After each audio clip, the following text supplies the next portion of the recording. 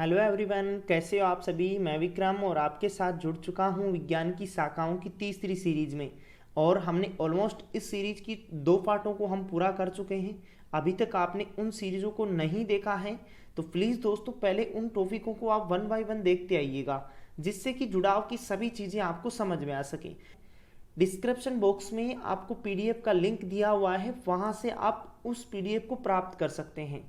और दोस्तों, आगामी एग्जाम्स एसएससी जीडी हो गई, रेलवे हो गई, ग्रुप डी हो गई, इन सभी एग्जामों के लिए साइंस से रिलेटिव कंटेंट को यदि आप प्राप्त करना चाहते हैं तो टेलीग्राम चैनल को अवश्य ज्वाइन करें, क्योंकि वहाँ डेली बहुत सी क्यूज होती हैं और आपको रिलेटिव पीडीएफ आपको वहीं से प्राप्त करनी होंगी। और दोस्तों, आज हम तीसरी सीरीज में 51 क्वेश्चन को डिस्कस करने वाले हैं।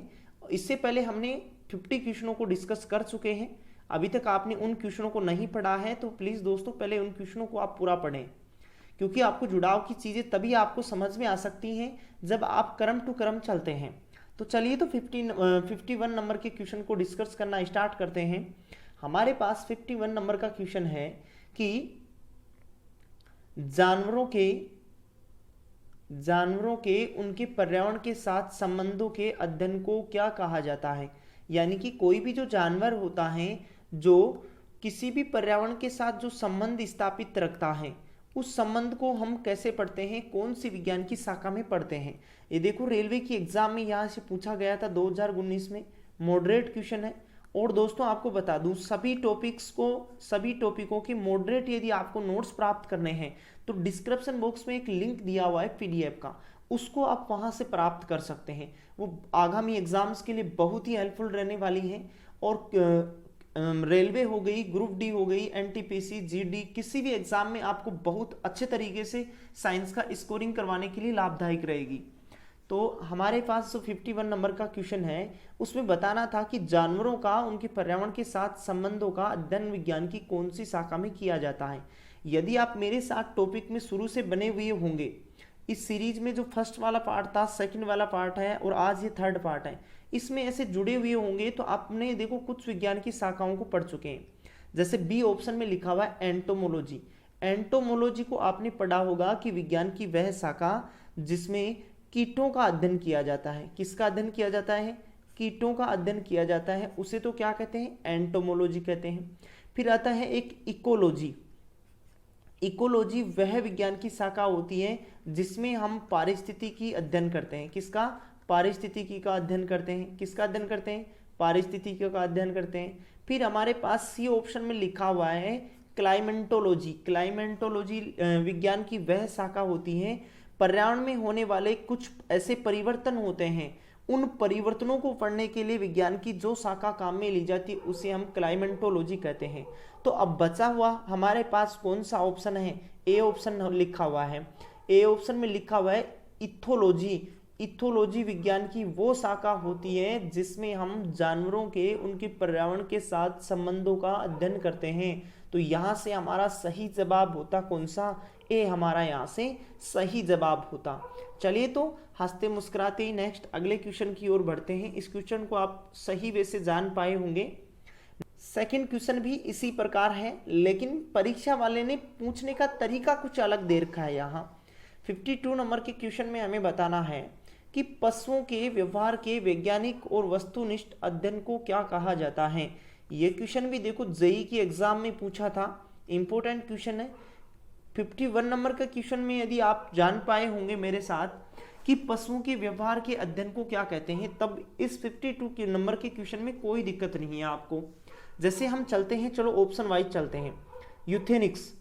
यूथेनिक्स विज्ञान की वो शाखा होती है जिसमें मानव जाति के सुधार का अध्ययन किया जाता है। किसका अध्ययन किया जाता है? मानव जाति के सुधार का अध्ययन किया जाता है।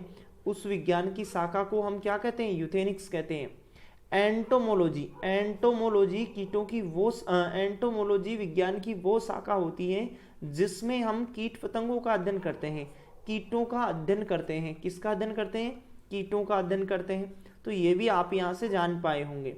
फिर हमारे पास इकोलॉजी। इकोलॉजी विज्ञान की वो शाखा होती है जिसमें हम पारिस्थितिकी का अध्ययन करते हैं। किसका अध्ययन करते हैं? पारिस्थितिकी का अध्ययन करते हैं। फिर बचा हुआ हमारे पास क्या, एथोलॉजी, एथोलॉजी या इथोलॉजी। एथोलॉजी या इथोलॉजी विज्ञान की वो शाखा होती है जिसमें पशुओं के व्यवहार का हम अध्ययन करते हैं। तो यहाँ से हमारा सही जवाब होता कौन सा, ए ऑप्शन होता। चलिए तो इस क्वेश्चन की व्याख्या आप जान पाए होंगे, इंपॉर्टेंट क्वेश्चन है दोस्तों, आगामी एग्जाम से ये क्वेश्चन दोबारा से आपको पूछा जा सकता है।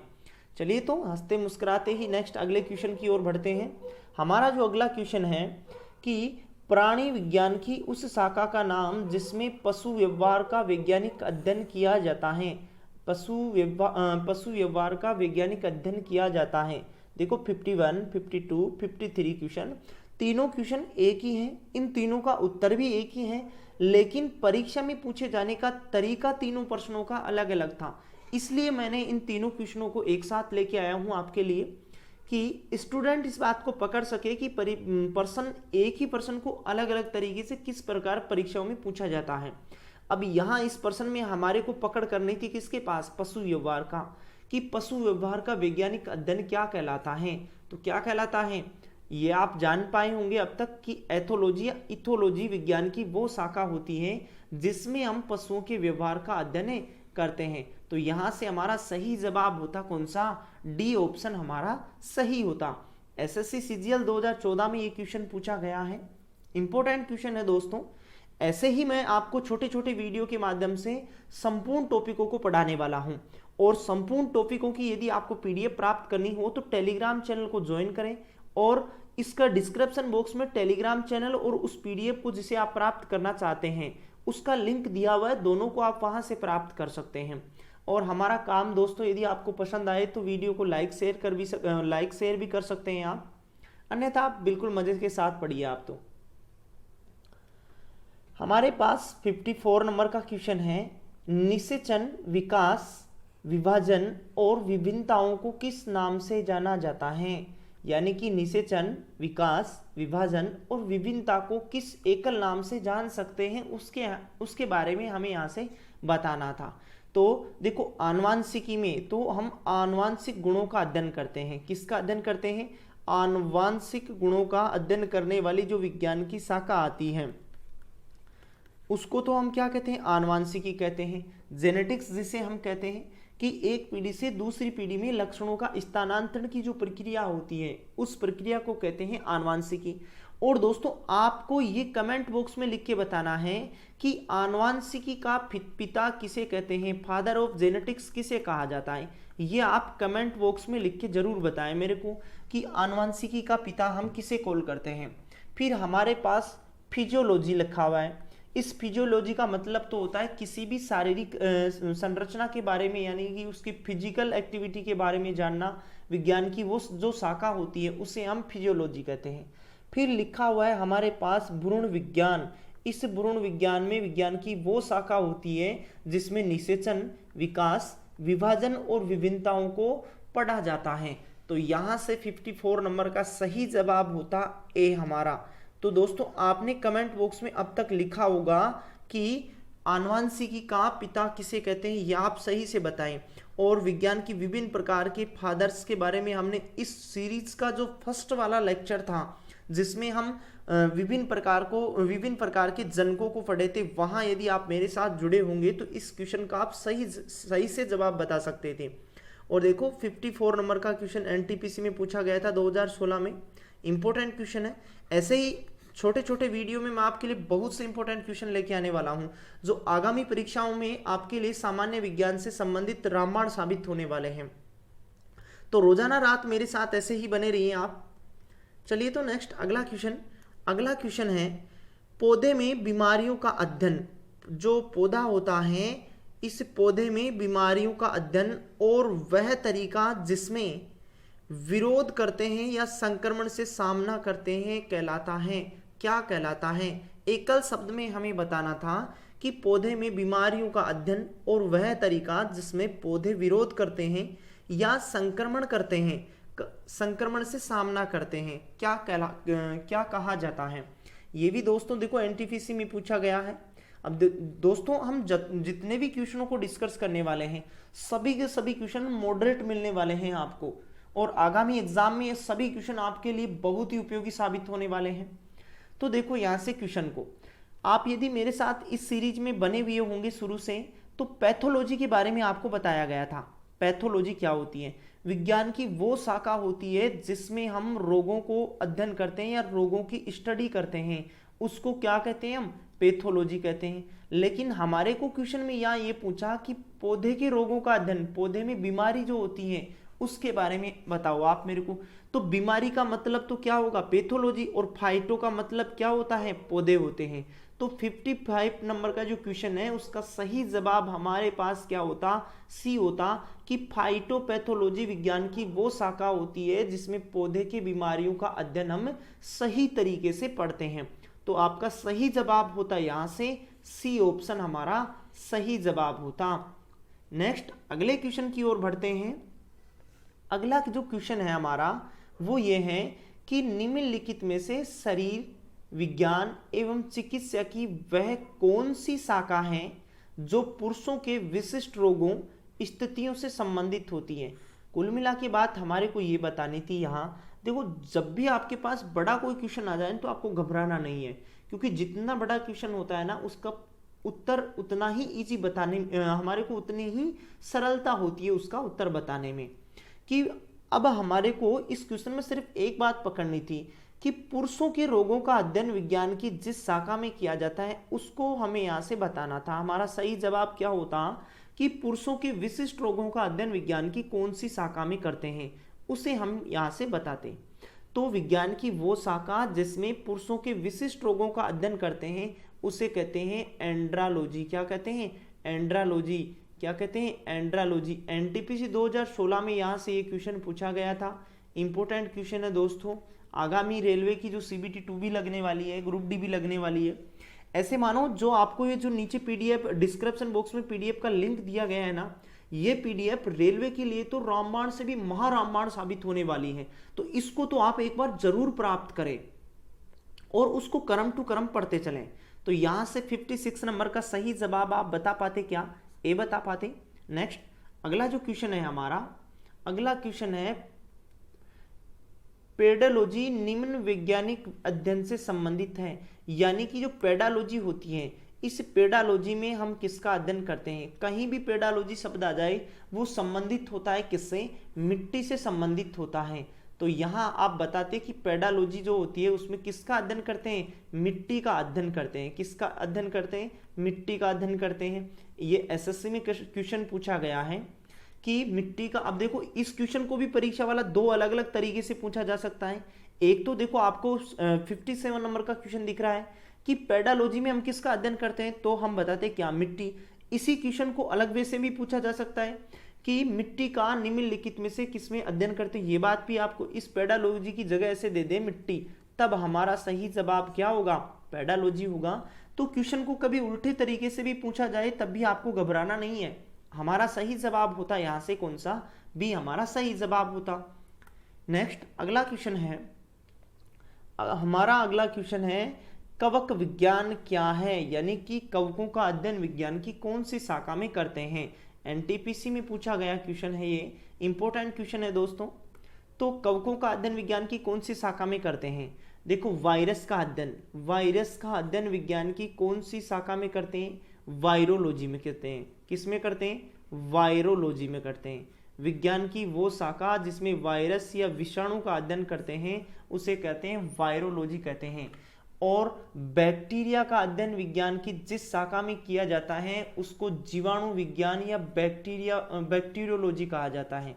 जीवाणु विज्ञान कहा जाता है उसे। उसे क्या कहा जाता है? जीवाणु विज्ञान कहा जाता है या बैक्टीरियोलॉजी कहा जाता है। अब हमारे पास यहाँ लिखा हुआ है कुकुरमुत्ता। कुकुरमुत्ता देखो कवक का ही नाम होता है। किसका नाम होता है? कवक का ही नाम होता है।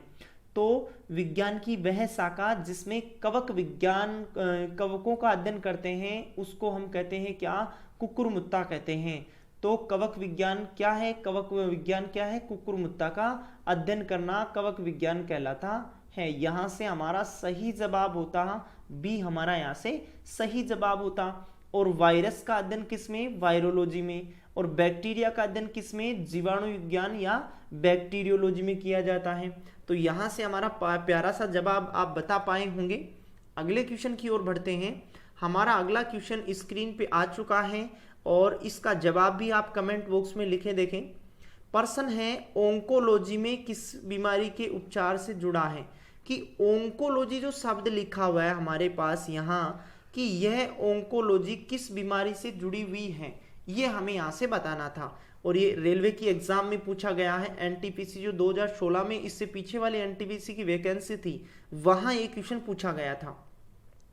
तो ओंकोलॉजी, यदि आप मेरे साथ पीछे के पार्टों में भी बने हुए थे तो वहां हम बिल्कुल ऐसे सस्ते तरीके से इसको सीखा था कि ओंकोलॉजी किससे संबंधित होती है, कैंसर से संबंधित होती है। आगामी एग्जाम्स में भी ये क्वेश्चन आपके लिए उपयोगी साबित हो सकता है। तो थोड़ा सा इस प्रश्न को थोड़ा सही देखें कि ओंकोलॉजी विज्ञान की वो शाखा होती है जिसमें हम किसका अध्ययन करते हैं, कैंसर का अध्ययन करते हैं।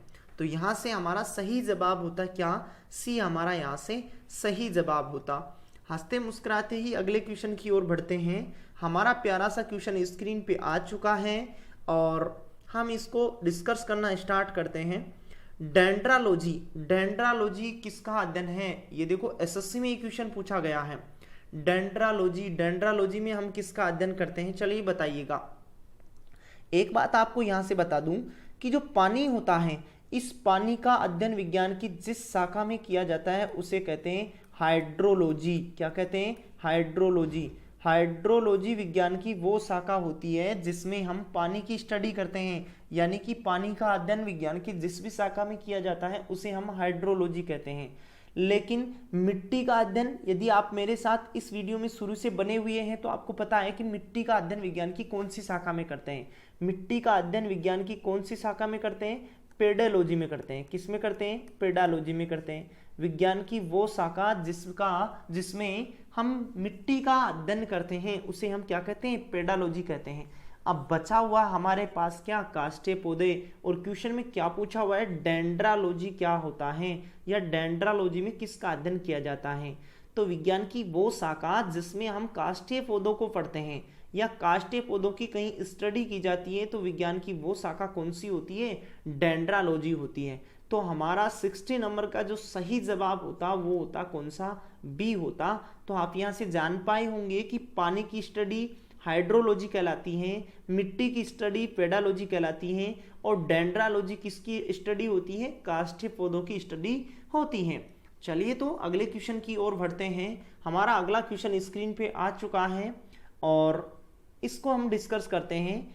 प्राचीन काल के जानवरों, पौधों एवं अन्य जीवों को संरक्षित अवशेषों या चिन्हों के अध्ययन का विज्ञान क्या कहलाता है। प्राचीन काल के जानवरों, प्राचीन, यहां से हमें प्रश्न में पकड़ना था ये चीज। प्राचीन काल के जानवरों, पौधों एवं अन्य जीवों के संरक्षित अवशेष, अवशेष यानी कि जीवाश्म, हम अवशेषों को कह सकते हैं जीवाश्म, यानी कि जीवाश्मों का अध्ययन विज्ञान की कौन सी शाखा में किया जाता है। कभी भी कोई प्रश्न नहीं समझ में आए तो उसको टुकड़ों में तोड़ के आप समझने का प्रयास किया करो कि हमारे को क्वेश्चन वाला क्या कहना चाहता है। ये देखो रेलवे की एग्जाम में क्वेश्चन पूछा गया है, इंपॉर्टेंट क्वेश्चन है। तो दोस्तों अभी जो CHSL के पेपर लग रहे हैं उन पेपरों में सामान्य विज्ञान के हूबहू क्वेश्चन मिल रहे हैं, चाहे एक बार आप ट्राई करके भी देख सकते हैं। उन सभी क्वेश्चनों की PDF आप प्राप्त करने के लिए डिस्क्रिप्शन बॉक्स में जाएं। डिस्क्रिप्शन बॉक्स में एक PDF का लिंक दिया गया है, उस PDF को प्राप्त करने के बाद जो CHSL के पेपर अभी फिलहाल ही में लग रहे हैं उनमें आप जांचें, आपको हूबहू क्वेश्चन मिलेंगे यहाँ से। तो एक बार आप भी उस PDF को प्राप्त करके उसको पढ़ें और अपनी जो सामान्य विज्ञान की जो स्कोरिंग है उसको बढ़ाएं आप। तो जीवाश्मों का यहाँ क्वेश्चन में हमें बताना था कि विज्ञान की ऐसी कौन सी शाखा होती है जिसमें हम जीवाश्मों की स्टडी करते हैं, जीवाश्म किससे जुड़ा हुआ होता है। तो देखो एंथ्रोपोलॉजी, एंथ्रोपोलॉजी एक तो लिखा हुआ है एंथ्रोपोलॉजी, एक लिखा हुआ है आर्कियोलॉजी, एक लिखा हुआ है पैलियोंटोलॉजी और एक हमारे पास ऑप्शन में लिखा है फार्माकोलॉजी। तो देखो आर्कियोलॉजी, ये जो आर्कियोलॉजी है ना, ये तो किससे रिलेटिव होता है, मकड़ियों से रिलेटिव होता है। किससे, मकड़ियों से रिलेटिव होता है, यानी कि मकड़ियों की अध्ययन विज्ञान की जिस भी शाखा में किया जाता है उसे कहा जाता है आर्कियोलॉजी। लेकिन जो जीवाश्म विज्ञान नाम से ही पता चल रहा था इस क्वेश्चन में, तो इस क्वेश्चन को तो बताने में तो कोई दुविधा ही नहीं हो रही थी कि जीवाश्म विज्ञान विज्ञान की वो शाखा होती है जिसमें हम जीवाश्मों की स्टडी करते हैं। या तो आपको ऐसे लिखा हुआ मिलेगा जीवाश्म विज्ञान, या आपको ऐसे मिलेगा यहाँ क्या, पैलियोंटोलॉजी। पैलियोंटोलॉजी विज्ञान की वो शाखा होती है जिसमें हम जीवाश्मों की स्टडी करते हैं।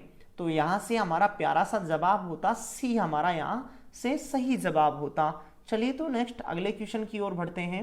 हमारा अगला क्वेश्चन है कि तत्वों, खालिस्तान दे रखा है, तत्वों और मानव जैसी प्रजाति जैसे बंदर, वानर, वन मानुष आदि के व्यवहार का अध्ययन क्या कहलाता है? आदि के व्यवहार का अध्ययन क्या कहलाता है? यानी कि मानव जैसी प्रजाति जैसे बंदर हो गया, वानर हो गया, इन्हें प्राइमेट जानवर भी कहते हैं। क्या कहते हैं? प्राइमेट जानवर भी कहते हैं। तो इनके बारे में हमें यहाँ से बताना था। तो 62 नंबर का अब हमारे को यदि सही जवाब बताना होता तो हम इसका सही जवाब बताते प्राइमेटोलॉजी। प्राइमेटोलॉजी में प्राइमेट जानवरों का अध्ययन करते हैं, जैसे कि बंदर हो गया, वानर हो गया, मनुष्य हो गया। और मनुष्य जो है, इस मनुष्य की जो पूर्वज हम यदि कॉल करें कि मनुष्य का पूर्वज क्या है, तो हम सबसे पहले इंडिकेशन देते हैं किसको? बंदर को देते हैं। तो प्राइमेटोलॉजी में विज्ञान की वो शाखा होती है जिसमें मनुष्य जैसी प्रजातियां जैसे बंदर हो गया, वन मानुष हो गया, वानर हो गया आदि के व्यवहार की स्टडी की जाती है। तो यहाँ से हमारा सही जवाब होता सी, हमारा यहाँ से सही जवाब होता। एनटीपीसी में दोस्तों ये क्वेश्चन पूछा गया है, इंपॉर्टेंट क्वेश्चन है, आगामी एग्जाम्स के लिए भी ये आपके लिए उपयोगी साबित हो सकता है। तो क्वेश्चन आपको समझ में आया होगा। तो दोस्तों हमारा यदि काम आपको पसंद आए तो लाइक शेयर में कंजूसी बिल्कुल भी ना करें। चलिए तो 63 नंबर का क्वेश्चन को डिस्कस करना स्टार्ट करते हैं। 63 नंबर का क्वेश्चन है, निम्न में से कौन सा मकड़ियों का अध्ययन है? यानी कि हमारे को जो दिए हुए जो ऑप्शन है उन ऑप्शनों में हमें बताना था कि ऐसी कौन सी विज्ञान की शाखा है जिसमें हम मकड़ियों की स्टडी करते हैं। मकड़ियों की स्टडी विज्ञान की कौन सी शाखा में किया जाता है? तो वो कहलाती है क्या? आर्कनोलॉजी। आर्कनोलॉजी विज्ञान की वो शाखा होती है जिसमें हम मकड़ियों या मकड़ियों से संबंधित जितनी भी बातें होती हैं उनकी स्टडी करते हैं। तो यहाँ से हमारा सही जवाब होता कौन सा? ए हमारा यहाँ से सही जवाब होता।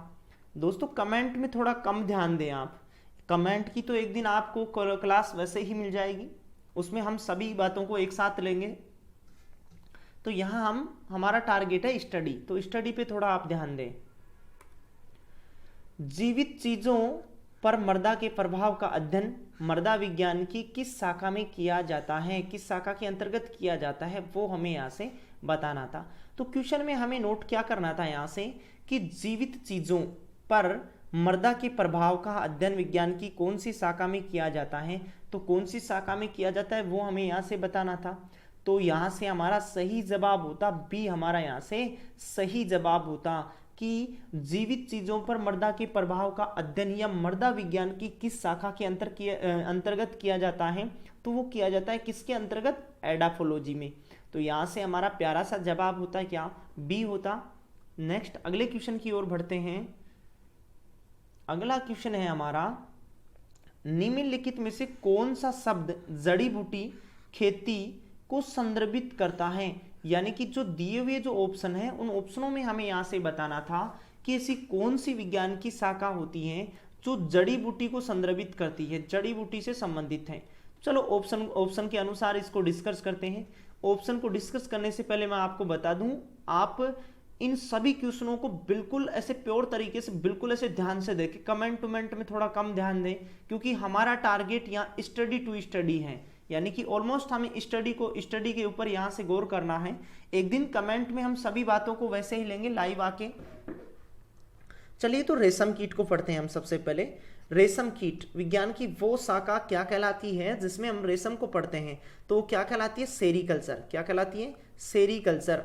विज्ञान की वो शाखा कहलाती है सेरीकल्चर जिसमें हम रेशम कीट को पढ़ते हैं। तो यहाँ से रेशम कीट तो किससे होता? सेरीकल्चर से होता। मछली पालन विज्ञान की वो शाखा जिसमें हम मछली पालन को पढ़ते हैं उसे हम कहते हैं क्या? पिसीकल्चर। क्या कहते हैं? पिसीकल्चर कहते हैं। और हमारे पास एक लिखा है शाक कृषि। शाक कृषि को किस में पढ़ते हैं? ये आप मेरे को बताओ कि जो कृषि यानी कि हम खेती से रिलेटिव कहीं शब्द आए वो किससे रिलेट करेगा? ये आप मेरे को कमेंट बॉक्स में लिख के बताएं कि कृषि से संबंधित कोई भी जो शब्द हम एकल काम में लेते हैं वो क्या होता है। जबकि जड़ी बूटी या खेती को संदर्भित करने वाला जो हमारे पास जो शाखा आती है उसे कहते हैं सब्जियों की खेती, यानी कि विज्ञान की वो शाखा जिसमें हम सब्जियों की खेती करते हैं, वो जड़ी बूटी या फोर्थ हब कहलाता है। क्या कहलाता है? फोर्थ हब कहलाता है। तो 65 नंबर का क्वेश्चन आप सही से बता पाए होंगे और ऑप्शनों को भी आप जान पाए होंगे कि रेशम कीट किससे संबंधित? सेरीकल्चर से। मछली पालन किससे? पीसी कल्चर से संबंधित होता है। ये देखो जेई के एग्जाम में ये क्वेश्चन पूछा गया, मॉडरेट क्वेश्चन है ये। चलिए तो अगले क्वेश्चन की ओर बढ़ते हैं। हमारा अगला क्वेश्चन स्क्रीन पे आ चुका है और आप इसका आंसर बताने के लिए प्रिपेयर भी हो चुके हैं। मॉर्फोलॉजी क्या होती है? मॉर्फोलॉजी के बारे में हमें यहाँ बताना था। मॉर्फोलॉजी देखो कहीं भी आपको दिखाई दे तो उसका मतलब होता है कि जीव की आकृति, उसकी संरचना और विशिष्ट संरचनात्मक गुणों का अध्ययन विज्ञान की जिस शाखा में किया जाता है उसे कहते हैं हम क्या? मॉर्फोलॉजी कहते हैं। क्या कहते हैं? मॉर्फोलॉजी कहते हैं। क्या कहलाते हैं? मॉर्फोलॉजी। और कीटों का अध्ययन, कीटों का अध्ययन किस में करते हैं? विज्ञान की ऐसी कौन सी शाखा होती है जिसमें हम कीटों का अध्ययन करते हैं? तो वो कौन सी शाखा होती है? एंटोमोलॉजी। कौन सी होती है? एंटोमोलॉजी विज्ञान की वो शाखा होती है जिसमें हम कीटों की स्टडी करते हैं। किसकी स्टडी करते हैं? कीटों की स्टडी करते हैं। तो मॉर्फोलॉजी जो शब्द होता है वो किसके लिए काम में आता है? जीव की आकृति, उसकी संरचना, उसकी विशिष्ट संरचनात्मक जो गुण होते हैं, बाह्य जो गुण होते हैं, उनको पढ़ने के लिए जो काम में लेते हैं उसे हम क्या कहते हैं? मॉर्फोलॉजी कहते हैं। चलिए तो नेक्स्ट अगले क्वेश्चन की ओर बढ़ते हैं। हमारा अगला क्वेश्चन है 67 नंबर का जो क्वेश्चन है वो आपके पास स्क्रीन पे आ चुका है और इसका उत्तर बताएं। देखें कि मधुमक्खी का उपयोग विज्ञान की कौन सी शाखा में किया जाता है। अब तक 67 नंबर क्वेश्चन तक आप मेरे साथ बने हुए होंगे तो बहुत अच्छे तरीके से आप इस क्वेश्चन को बता सकते हैं कि मधुमक्खी किससे रिलेट करती है। तो चलिए दोस्तों फटाक से आप क्वेश्चन का उत्तर बताएं। देखिए कमेंट बॉक्स में लिखें आप कि मधुमक्खी किससे संबंधित होती है। चलिए तो देखिए लिखिए। चलिए ऑप्शन वाइज चलते हैं हम यहाँ से। सबसे पहले उठाते हैं हम किसको? पिसीकल्चर। पिसीकल्चर विज्ञान की वो शाखा होती है जिसमें हम मछली पालन की स्टडी करते हैं। किसकी स्टडी करते हैं? मछली पालन की स्टडी करते हैं। वो विज्ञान की शाखा क्या कहलाती है? पिसीकल्चर कहलाती है। तो इसको तो आप जान पाए हो। यहाँ से एपीकल्चर। एपीकल्चर क्या होता है? देखो एपीकल्चर को हम थोड़ा बाद में डिस्कस करने वाले। टिश्यू कल्चर को देखिए आप। टिश्यू कल्चर, छोटे जो पेड़ पौधे आते हैं उनका अध्ययन विज्ञान की जिस शाखा में किया जाता है उसे टिश्यू कल्चर कहा जाता है। कल्चर कहीं भी आपको शब्द लिखा दिखाई दे, इस कल्चर का मतलब होता है खेती से, यानी कि जो आपके पास जो खेती होती है उसके लिए जो काम में लेते हैं एकल शब्द वो होता है कौन सा? कल्चर। और टिश्यू, टिश्यू कल्चर क्या होगी? छोटे पेड़ पौधों की जो खेती करने वाली जो विज्ञान की शाखा होती है उसे हम क्या कहते हैं? टिश्यू कल्चर कहते हैं। फिर आपके पास यहाँ लिखा हुआ सेरीकल्चर। सेरीकल्चर को आप पढ़ चुके हो बार बार कि रेशम कीट का पालन विज्ञान की जिस शाखा में किया जाता है, रेशम कीट का पालन विज्ञान की जिस शाखा में किया जाता है उसे हम क्या कहते हैं? सेरीकल्चर। दोस्तों आपको बता दूं अब आपके पास बचा हुआ है क्या? सी ऑप्शन, यानी कि एपीकल्चर। एपीकल्चर संबंधित होता है किससे? मधुमक्खी से संबंधित होता है। किससे संबंधित होता है? मधुमक्खी से संबंधित होता है। तो हमारा यहाँ से सही जवाब होता कौन सा? सी होता कि एपीकल्चर किससे संबंधित होता है? मधुमक्खी के लिए काम में लेते हैं। और दोस्तों आपको बता दूं कि ये जो सेरीकल्चर ए ऑप्शन में लिखा हुआ है, एक आपके पास सी ऑप्शन में एपीकल्चर लिखा हुआ है, यानी कि रेशम कीट और मधुमक्खी इन दोनों के बारे में हर एक साल किसी ना किसी परीक्षा में यहाँ से इन दोनों में से कोई एक प्रश्न पूछा जाता है। तो इन दोनों प्रश्नों को आप सही से देखें कि एपीकल्चर मधुमक्खी से संबंधित होता है और सेरीकल्चर रेशम कीट से संबंधित होता है। तो आपका यहाँ 67 नंबर का प्यारा सा जवाब क्या होता? सी हमारा यहाँ से प्यारा सा जवाब होता। चलिए तो फटाक से हम अगले क्वेश्चन को देखते हैं। अगला जो क्वेश्चन है, कैंसर संबंधित रोग का अध्ययन क्या कहलाता है? क्वेश्चन दोबारा से पढ़िएगा। कैंसर संबंधित रोगों का अध्ययन क्या कहलाता है? इस सीरीज में आप मेरे साथ बने हुए होंगे तो इस क्वेश्चन का उत्तर आप सही से बता पा रहे होंगे, क्योंकि इस क्वेश्चन से संबंधित बातों को हम पीछे डिस्कस कर चुके हैं। सबसे पहले हम ऑप्शन को उठाते हैं न्यूरोलॉजी। न्यूरोलॉजी विज्ञान की वो शाखा होती है जिसमें हम तंत्रिका कोशिका का अध्ययन करते हैं। किस कोशिका का अध्ययन करते हैं? तंत्रिका कोशिका का अध्ययन विज्ञान की जिस भी शाखा में किया जाता है उसे कहते हैं हम क्या, न्यूरोलॉजी, या इसे तंत्रिका विज्ञान कह सकते हैं। फिर आपके पास बी ऑप्शन में ऑर्गेनोलॉजी, क्या है, ऑर्गेनोलॉजी, मनुष्य शरीर में जो अंग होते हैं इन अंगों की स्टडी के लिए जो एकल शब्द काम में लेते हैं वो होता है ऑर्गेनोलॉजी। चलिए तो आप सोरोलॉजी के पास आइए। सोरोलॉजी में किसका अध्ययन करते हैं, सोरोलॉजी में करते हैं आप किसका, छिपकलियों का अध्ययन। किसका अध्ययन करते हैं, छिपकलियों का अध्ययन करते हैं। विज्ञान की वो शाखा जिसमें छिपकलियों का अध्ययन किया जाता है उसे क्या कहते हैं, सोरोलॉजी कहते हैं। लेकिन जो हमारे पास सी ऑप्शन में लिखा हुआ है ओंकोलॉजी, ओंकोलॉजी विज्ञान की वो शाखा होती है जिसमें हम कैंसर को पढ़ते हैं या कैंसर से संबंधित स्टडी को जहाँ करते हैं उसे कहते हैं क्या, ओंकोलॉजी कहते हैं। तो हमारा यहाँ से प्यारा सा जवाब होता है क्या, सी हमारा यहाँ से सही जवाब होता। अगले क्वेश्चन की ओर बढ़ते हैं। अगला बहुत ही इंटरेस्ट लाइक क्वेश्चन आपके पास स्क्रीन पे आ चुका है। हिस्टोलॉजी किससे संबंधित है। रेलवे पुलिस फोर्स में 2019 में क्वेश्चन पूछा गया है कि हिस्टोलॉजी किससे संबंधित होता है। देखो आपके पास कहीं भी इस सीरीज को शुरू करने से पहले मैंने आपको डिस्कस करवाया था कि एक तो होता है साइटो शब्द। विज्ञान में कहीं भी साइटो शब्द दिखाई दे उसका मतलब होता है कोशिका। क्या होता है, कोशिका। और यदि इसके आगे ऐसे लॉजी लगा हुआ दिखाई दे तो उसका मतलब क्या हो गया कि विज्ञान की वो शाखा जिसमें कोशिका का क्या करते हैं हम, अध्ययन करते हैं, उसे हम क्या कहते हैं, साइटोलॉजी कहते हैं। एक आपके पास हिस्टोलॉजी, हिस्टो कहीं शब्द दिखाई दे और एक इसको यदि आप टुकड़ों में तोड़ते हो तो ऐसे दो वर्ड निकलते हैं, एक तो हिस्टो होता है, एक लॉजी होता है। हिस्टो का मतलब तो होता है उत्तक, क्या होता है, उत्तक होता है। और लॉजी का मतलब होता है क्या, अध्ययन, क्या होता है, अध्ययन होता है। तो यहां से अपना सही जवाब बता पाते क्या आप कि हिस्टोलॉजी किससे संबंधित होती है। हिस्टोलॉजी किससे संबंधित होती है, उत्तकों से संबंधित होती है। और उत्तक किसे कहते हैं, जब हमारे शरीर में कुछ कोशिकाएं एक जगह इकट्ठी हो जाएं तो किसका निर्माण करती हैं, उत्तक का निर्माण करती हैं। और विभिन्न प्रकार के उत्तक मिलकर किसका निर्माण करते हैं, अंग का निर्माण करते हैं। और विभिन्न प्रकार के अंग एक जगह इकट्ठे होकर एक पूर्ण रूप से शरीर का निर्माण करते हैं। तो हमारे शरीर की जो मूलभूत इकाई होती है वो कौन होती है, कोशिका होती है। और उसके लिए एकल शब्द कौन सा काम में लेते हैं, साइटोलॉजी लेते हैं। यानी कि विज्ञान की ऐसी कौन सी शाखा होती है जिसमें हम कोशिका की स्टडी करते हैं उसे क्या कहते हैं, साइटोलॉजी कहते हैं। और उत्तकों की स्टडी विज्ञान की जिस भी शाखा में किया जाता है उसे क्या कहते हैं, हिस्टोलॉजी कहते हैं। क्या कहते हैं, हिस्टोलॉजी कहते हैं। और विषाणु विज्ञान के बारे में भी हम डिस्कस कर चुके हैं कि विषाणु या वायरस या वायरोलॉजी विज्ञान की वो शाखा होती है जिसमें हम विषाणु की स्टडी करते हैं। और जीवाश्मों के लिए जो एकल शब्द काम में लेते हैं वो होता है पैलियंटोलॉजी। क्या होता है, पैलियंटोलॉजी। और कोशिका के बारे में आप पढ़ चुके हैं कि कोशिका की स्टडी विज्ञान की कौन सी शाखा में किया जाता है, साइटोलॉजी। हर एक साल किसी ना किसी परीक्षा में प्रश्न आता है इस कोशिका का कि विज्ञान की कौन सी शाखा होती है जिसमें कोशिका का अध्ययन किया जाता है। तो आपको यहाँ से इस कोशिका के बारे में भी ध्यान रखना होगा। प्रत्येक ईयर किसी ना किसी परीक्षा में ये क्वेश्चन पूछा जाता है कि कोशिका की स्टडी हम किस में करते हैं, तो किस में करते हैं, साइटोलॉजी में करते हैं। तो हिस्टोलॉजी किससे संबंधित होती है, उत्तक से रिलेटिव होती है।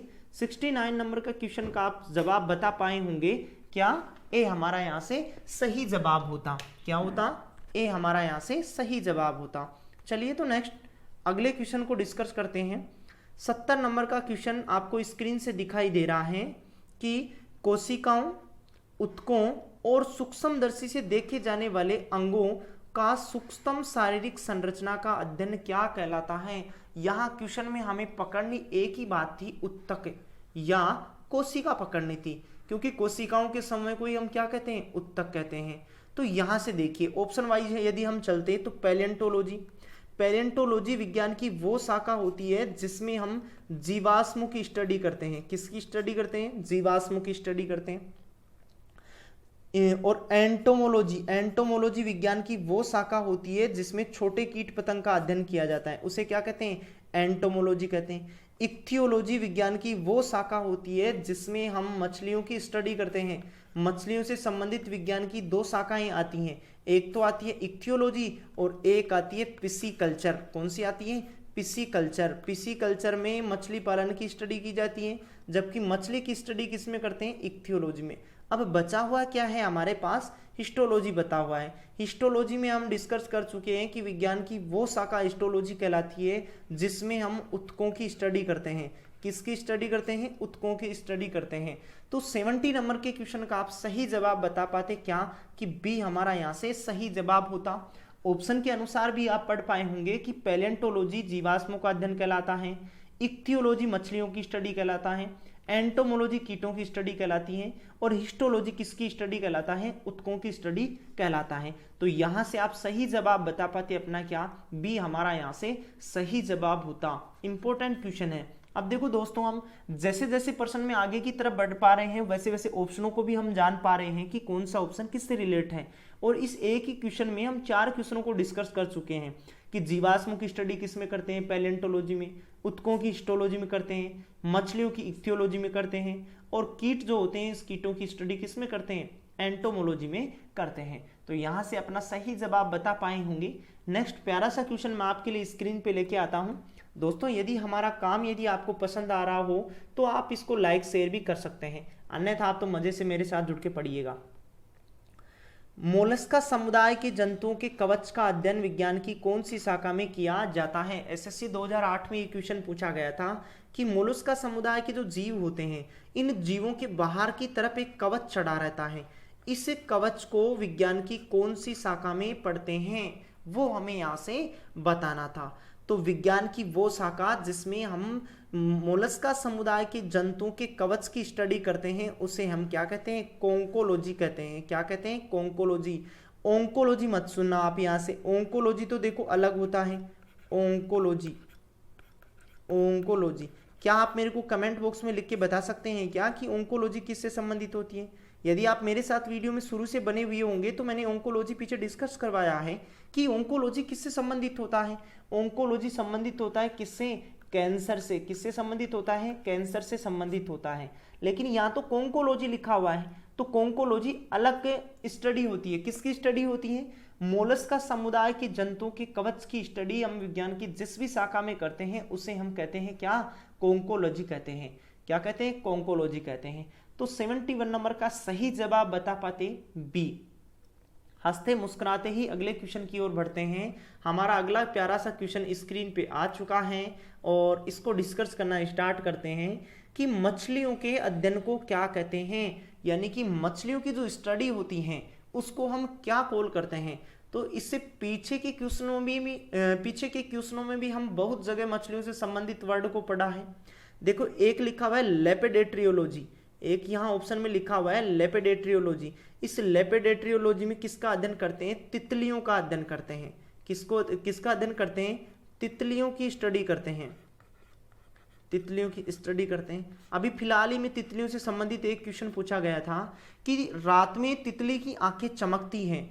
यह तितली की नहीं, किसी भी रात में किसी भी जानवर की आंखें चमकीली दिखाई देती हैं। किस कारण दिखाई देती हैं? तो आंख का चमकना किसके कारण होता है? क्योंकि आंख, कोई भी जो जानवर होता है, इस जानवर की आंख के ऊपर एक लेयर पाई जाती है, जो लेयर होती है टेपिटम ल्यूसिडम। टेपिटम ल्यूसिडम होती है एक परत जो आंख में पाई जाती है। इस टेपिटम ल्यूसिडम के कारण जैसे ही आंख पर प्रकाश की किरणें पड़ती हैं तो ये टेपिटम जो नामक जो परत होती है, ये परत उस प्रकाश का परावर्तन करती है, जिससे वो प्रकाश की किरण वापस लौटती है और वो आंखें हमें चमकीली दिखाई देती हैं। तो किसके कारण? टेपिटम ल्यूसिडम के कारण। तो लेपिडेट्रियोलॉजी तितलियों का अध्ययन कहलाता है। फिर हमारे पास क्या है? इक्थियोलॉजी। क्या है यहाँ? इक्थियोलॉजी। तो इक्थियोलॉजी किसकी स्टडी कहलाता है? मछलियों की स्टडी कहलाता है। किसकी स्टडी कहलाता है? मछलियों की स्टडी कहलाता है। किसकी स्टडी कहलाता है? मछलियों की स्टडी कहलाता है। और मछलियों से संबंधित आपको देखो एक वर्ड और बताया गया है, एक होता है पिसीकल्चर। एक होता है क्या? पिसीकल्चर। पिसीकल्चर विज्ञान की वो शाखा होती है जिसमें मछली पालन को पढ़ा जाता है। किसको पढ़ा जाता है? मछली पालन को पढ़ा जाता है। तो मछली पालन से तो संबंधित कौन आएगा? पिसीकल्चर आएगा। और वैसे मछलियों की स्टडी के बारे में यदि आपसे पूछा जाएगा तो क्या होगा? इक्थियोलॉजी। तो 72 नंबर का सही जवाब बता पाते यहाँ से क्या? सी हमारा यहाँ से सही जवाब होता। चलिए तो नेक्स्ट अगले क्वेश्चन की ओर बढ़ते हैं। हमारा अगला प्यारा सा क्वेश्चन स्क्रीन पे आ चुका है, और यदि आप मेरे साथ पीछे के प्रश्न में बने हुए होंगे तो आप 73 नंबर के क्वेश्चन का सही जवाब आसानी से बता पा रहे होंगे।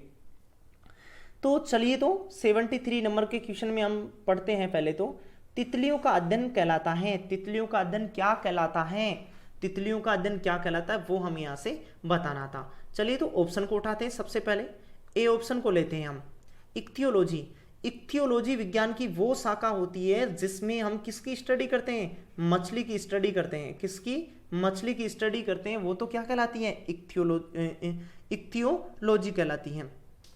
और एक होती है लेपेडेट्रियोलॉजी। लेपेडेट्रियोलॉजी विज्ञान की वो शाखा होती है जिसमें हम तितलियों के बारे में पढ़ते हैं, या तितलियों की संपूर्ण जानकारी को विज्ञान की जिस शाखा में पढ़ते हैं वो होती है हमारे पास कौन सी शाखा, लेपेडेट्रियोलॉजी होती है। तो हमारा यहाँ से सही जवाब होता सी, हमारा यहाँ से सही जवाब होता कि तितलियों की स्टडी विज्ञान की कौन सी शाखा में की जाती है। तो कौन सी शाखा होती है वो होती है लेपेडेट्रियोलॉजी होती है। इस प्यारे से क्वेश्चन का प्यारा सा जवाब आप सीख चुके हैं, और अगले क्वेश्चन की ओर बढ़ते हैं। हमारा अगला क्वेश्चन आपको स्क्रीन से दिखाई भी दे रहा होगा।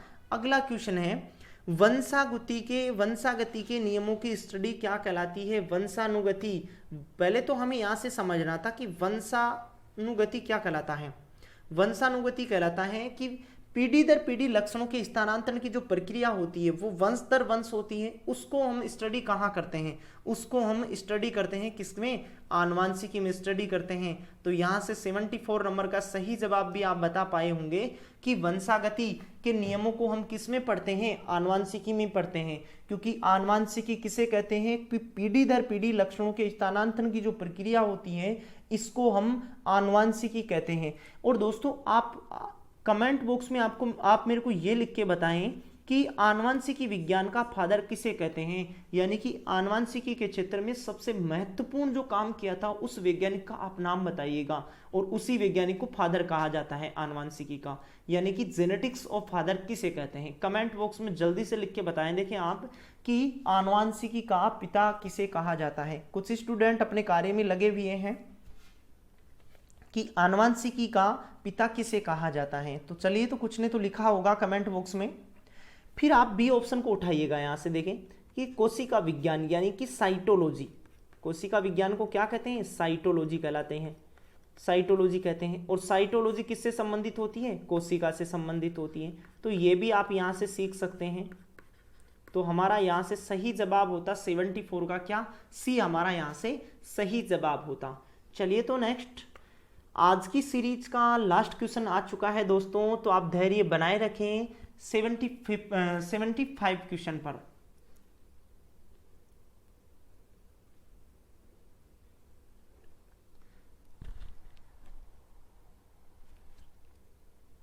ये क्वेश्चन हमारे को कह रखा है कि विशेष रूप से निर्मित टैंकों और तालाबों में मछली प्रजनन खालिस्तान के नाम से जाना जाता है।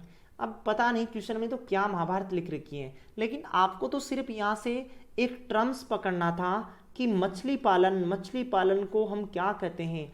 ये क्वेश्चन इतनी बार आ चुका है, अब तक के प्रश्नों में बहुत बार आ चुका है। यदि कोई भी स्टूडेंट मेरे साथ 1 नंबर से लेके 75 नंबर के क्वेश्चन तक बना हुआ होगा तो उसके तो जहन में ये चीज चली गई होगी कि मछली पालन क्या कहलाता है, मछली पालन क्या कहलाता है। चलिए, तो हम ऑप्शन वाइज लेके चलते हैं इस क्वेश्चन को। विर्टिकल्चर विज्ञान की वो शाखा होती है जिसमें हम किसकी स्टडी करते हैं, अंगूर की स्टडी करते हैं। हाँ, आपने जी सही सुना है कि अंगूर की स्टडी तो किस में करते हैं, विर्टिकल्चर में करते हैं। एग्रीकल्चर किससे संबंधित होती है, पेड़ पौधों या खेती से संबंधित होती है। एग्रीकल्चर किससे संबंधित होती है, एग्रीकल्चर पेड़ पौधों से संबंधित होती है। फिर हमारे पास एक यहाँ लिखा हुआ है क्या, पिस्सीकल्चर विज्ञान की वो शाखा होती है जिसमें हम मछली पालन की स्टडी करते हैं। किसकी स्टडी करते हैं, मछली पालन की स्टडी करते हैं। तो यहाँ से आपका सही जवाब होता कौन सा, सी आपका यहाँ से सही जवाब होता। और आप मेरे साथ इस सीरीज में एंड तक बने हुए होंगे तो उम्मीद करता हूँ आपको दी हुई जानकारी अच्छे वे में समझ में आई होगी। और ऐसे ही मैं आपके लिए इसका एक और पार्ट बचा हुआ है, 4th नंबर का पार्ट। ये आज इसका तीसरा पार्ट था। विज्ञान की शाखाओं का जो चौथा पार्ट है वो नेक्स्ट डे में हम डिस्कस करने वाले हैं। यूं ही आप मेरे साथ रोजाना रात को 10 बजे बने रहिएगा, जिससे कि मैं आपको इन सभी चीज़ों को समझा सकूं। और जनरल साइंस में टॉप स्कोरिंग यदि आप करना चाहते हो तो उसके लिए एक पीडीएफ प्राप्त करनी होगी। पीडीएफ का लिंक आपको डिस्क्रिप्शन बॉक्स में मिल जाएगा, वहां से आप पीडीएफ को प्राप्त कर सकते हैं। हमारे टेलीग्राम चैनल को भी आप ज्वाइन करें, जिससे कि हम रोजाना वहां क्यूज भी लगाते हैं, वो भी आप लगा सकते हैं। तो दोस्तों आज के लिए इतना ही, फिर किसी नेक्स्ट वीडियो में बहुत जल्द आपसे मुलाकात करता हूं। तब तक के लिए तहे दिल से धन्यवाद।